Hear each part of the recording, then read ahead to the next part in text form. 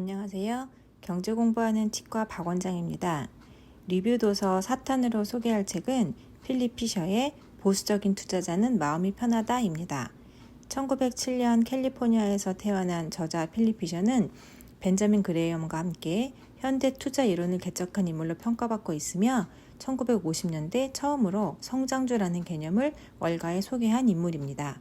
기업의 재무제표와 계량적 분석을 중시한 그레이엄과는 투자의 결이 조금 달라서 투자 대상 기업을 고를 때 최고 경영자의 탁월한 능력과 미래에 대한 계획, 연구 개발 역량 등 한마디로 기업의 질을 중시했다는 평가를 받고 있습니다.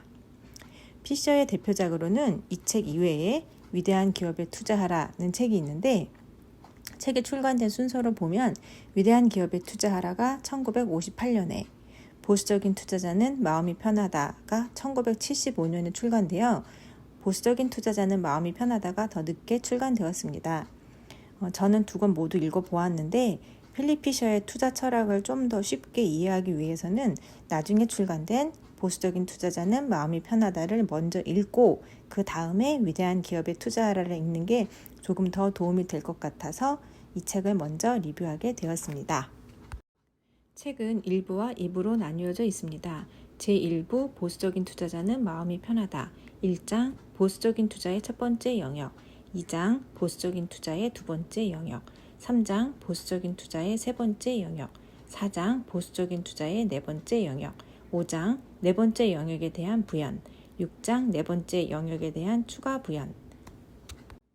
제2부 나의 투자 철학, 1장 투자 철학의 기원, 2장 실수로부터 배우다, 3장 투자 철학의 성숙, 4장 시장은 효율적인가, 5장 장래성 있는 기업을 평가하는 핵심 요소. 제1부 보수적인 투자자는 마음이 편하다.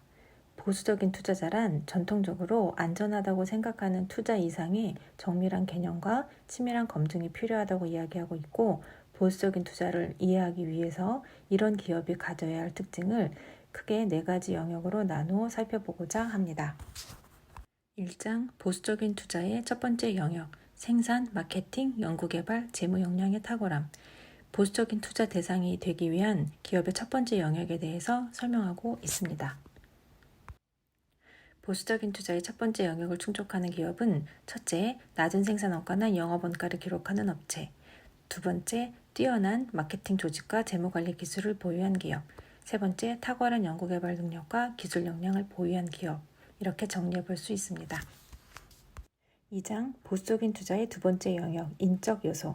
첫 번째 영역에서는 탁월한 경영 능력을 갖춘 기업에 대해 설명했다면 두 번째 영역에서는 이러한 경영 능력을 계속 유지하기 위해서 무엇이 필요한가에 관한 것, 즉 바로 사람에 대한 이야기를 하고 있습니다.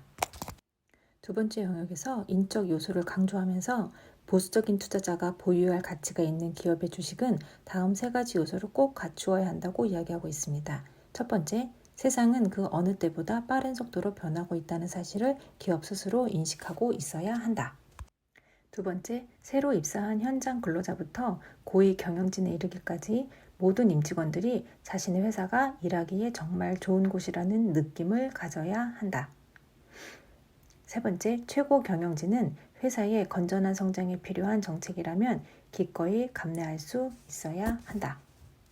다음 3장, 보수적인 투자의 세 번째 영역, 기업 활동의 본질적인 성격. 세 번째 영역에서는 앞에 두 영역과는 약간 다른 문제를 다루는데 평균 이상의 수익성을 가능하게 해주는 기업 고유의 특성을 가지고 있는가 하는 것입니다. 문제를 간단히 요약해보면 세 번째 영역과 관련해서 어느 특정한 기업은 할 수 있는데 다른 경쟁 업체들은 할 수 없는 것은 무엇인가에 대한 명확한 답을 얻을 수 있어야 한다고 합니다. 다음 4장, 보수적인 투자의 네 번째 영역, 주가를 결정짓는 요소. 4장에서는 주가 수익 비율, PER에 대해서 이야기하는데 특정 기업의 주가가 왜 그렇게 큰 폭으로 오르고 내리는지 그 현상에 대한 해석을 하면서 증권가의 재평가가 PER의 변덕스러움을 이해할 수 있는 열쇠라고 이야기합니다. 주가가 오르거나 내리는 것은 기업 펀더멘털에 문제가 생긴 경우보다는 증권가가 그 기업에 대해 내리고 있는 현재의 합의에 따른 것이다 라고 이야기하고 있습니다. 다음 5장, 네 번째 영역에 대한 부연, 증권가의 3가지 평가. 실제 주가에 영향을 미치는 증권가의 세 가지 독립된 평가는 다음과 같습니다. 첫 번째, 주식시장 전체에 대한 평가. 두 번째, 특정 업종이나 산업에 대한 평가. 세 번째, 특정 기업 자체에 대한 평가.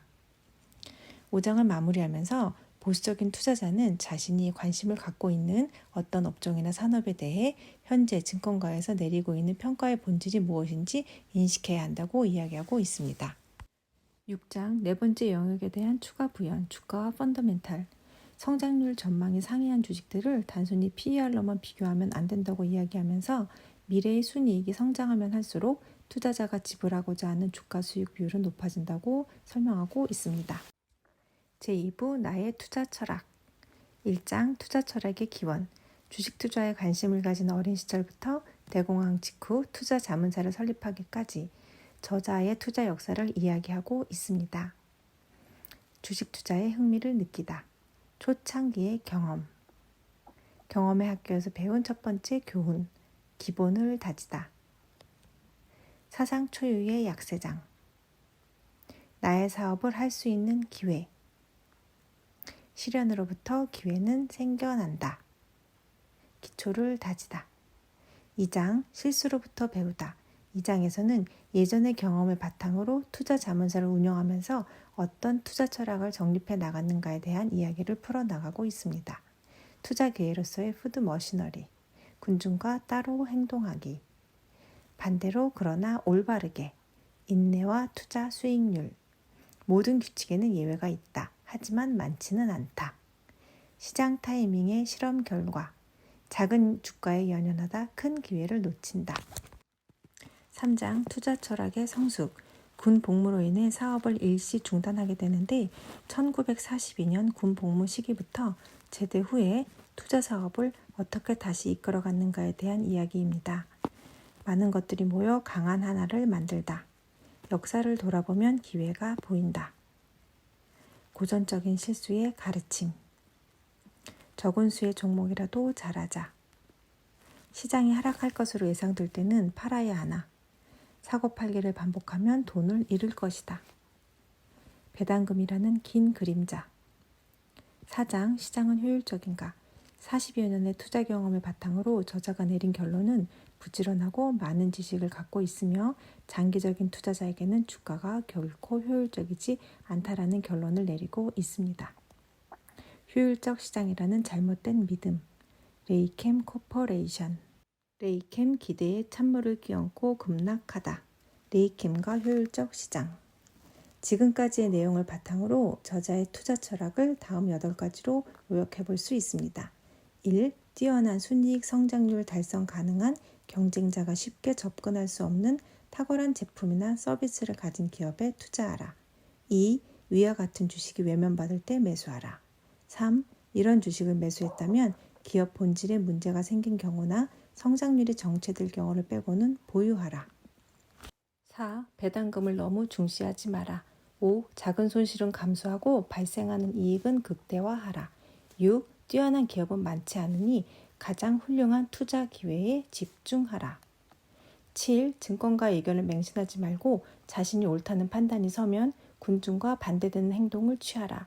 8. 성공 여부는 열심히 노력하고 많은 지식을 쌓고 정직하게 행동하는가에 달려 있다.